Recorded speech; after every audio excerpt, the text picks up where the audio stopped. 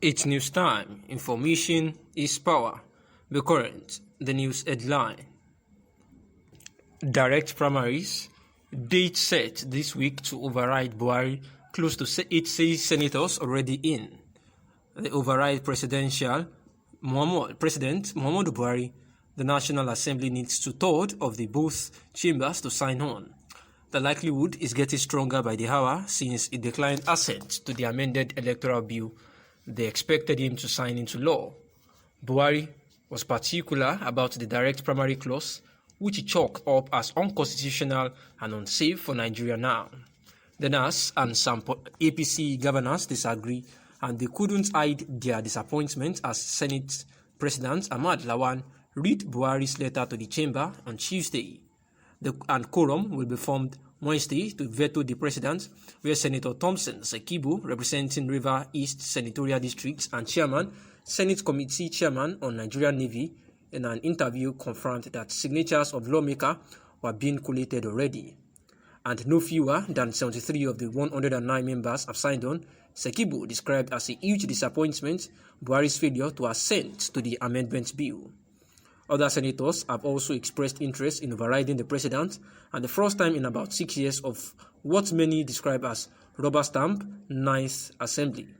We are 109 in number, and I can vouch for myself and many others that we form the required number in tomorrow's plenary to override President Muhammadu Buhari, a senator said. Remember that it is not only direct or indirect primary election that was amendment. There are several other items that are of immense benefit to the political development of the nation. He further said that they may convene an emergency meeting of northern senators before tomorrow so as to convince others to see reasons why this should be. CSOs, right lawyers and others called on the NAS to override Buhari while he was dilly-dallying about the assent in the last 30 days. Developments when he fielded questions from State House correspondent in Abuja about a closed-door meeting with the president on December 16.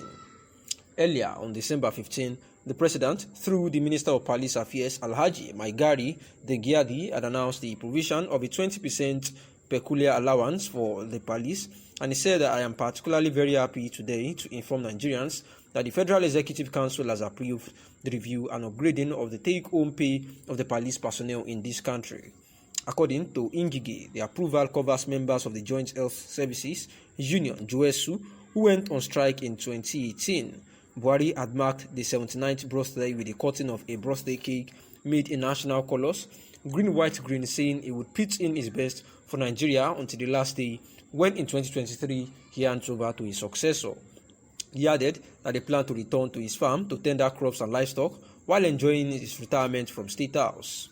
The Nigerian leader, who was in Turkey for the 3rd Turkey-Africa Partnership Summit, held bilateral meeting with President Recep Tayyip Erdogan, where he reiterated that Nigeria would partner the Republic of Turkey in dealing with current security challenges facing the nation. The president acknowledged that Turkey had garnered a lot of experience dealing with security challenges of various kinds, and Nigeria would latch onto that experience. He also called on Turkey-Africa Partnership Summit to provide concrete support to help defeat terrorism and insurgency in Africa. The president made the call at the 3rd edition of the summit held in Istanbul, Turkey on Saturday, and according to President, the Boko Haram terrorist group, though fragmented by internal strife and degraded by Nigeria's defense force, is still active and preying on soft targets. Buhari had earlier participated in the 60th ordinary session of the Authority of Head of State and Government of the Economic Community of West Africa States, ECOWAS, on December 12 in Abuja. At the summit, the Nigerian leader stressed the need for economic leaders to forge stronger solidarity in order to address the new challenges, including the current 3rd wave of COVID-19 pandemic and its Omicron variant. The presidency also reacted to Sunday's December 12 Daily Trust editorial, saying life has lost its value under Buhari's Nigeria, and it said tackling the scourge of banditry and terrorism remains federal government's first priority, as President Muhammadu Buhari holds the victims and their families in his thoughts and prayers. Malam Garba Shehu, the senior special assistant to President on Media and Publicity, described the editorial as unfair comment, saying that Daily Trust's suggestion that the president exchanges violence for the support he got electorally is beneath a publication that claims any kind of political neutrality or integrity. Buhari, during the week under review, condoled the family of the Shoun of Ogbomoso land, Oba Oladuni Oyewumi Ajagungbade III, on the demise of the highly revered traditional ruler earlier on Sunday. He also extended heartfelt condolences to the government and people of Ogun State, as well as the royal family, on the passing of the Olowu of Owu Kingdom, Oba Adegboyega Dosunmu Amororo II. He also extended the sympathies of the nation to the government and people of the U.S. following devastating tornadoes sweeping across 6 states that left destruction and death on their trail. Furthermore, the president also sent a get-well message to his South African counterpart, Mr. Cyril Ramaphosa, who tested positive for COVID-19. The coronavirus pandemic is a reality and no respecter of persons, he said. On December 14th, the president hosted ECOWAS Parliament led by the Speaker, Dr. Sidi Mohamed Tunis, in the State House, Abuja, where he reiterated that Nigeria would keep pledges made to the ECOWAS Parliament and to the sub-regional body at large.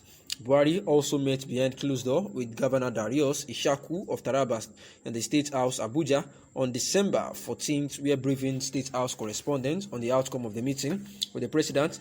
The governor stated that he briefed Buhari on the recent attack on a part of the state by Ambazonia separatists from southern Cameroon. He said he requested for assistance from the federal government to tackle insecurity and other developmental issues in Taraba State.